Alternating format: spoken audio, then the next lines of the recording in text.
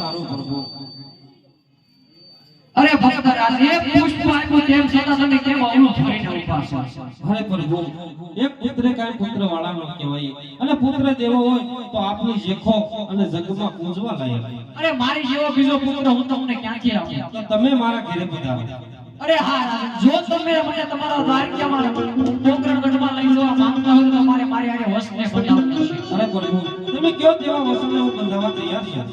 અરે હા રાજ, હું તમારા પોકરણગઢમાં અવતાર ધારણ કરો એની મારી કોઈ ના નથી, પણ જ્યારે મારી 48 વર્ષની ઉંમર લાયક થાય ત્યારે હું તમારા પોકરણગઢની અંદર સમાધિ લઈશ. પણ હા રાજા, જ્યારે હું સમાધિ લઉં ત્યારે તમે મને હસતા મુખે વિદાય આપશો. મને મંજૂર છે પ્રભુ. પણ હા રાજા, બ્રહ્માંડમાંથી બ્રહ્મા, વિષ્ણુ કે મહેશ આવીને મારી સમાધિનો પડદો ખોલે તો ખોલતા નહીં રાજા. બરાબર છે. નકરા કૃષ્ણ તમારા ધુરા કુળમાં ક્યારેય અવતાર ધારણ નહીં કરે રાજા.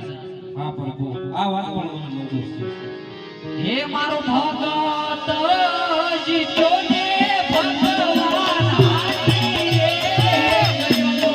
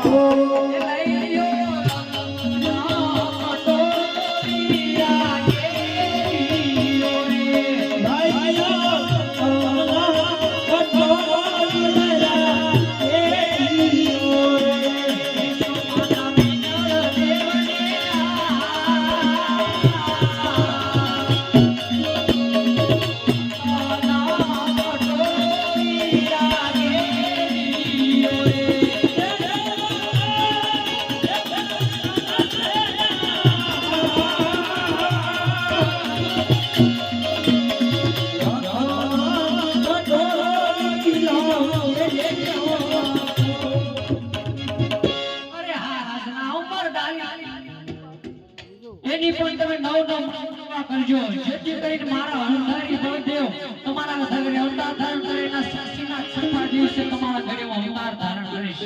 બહુ સારું પ્રભુ. તો પેલો પુષ્પ આપ્યું, એ બાળકનો જન્મ થાય તો એનું નામ શું રાખવું? અરે એનું વિલું તમે વિરભ્ય નામ રાખજો. અરે પ્રભુ, તો તમારું નામ શું રાખવું?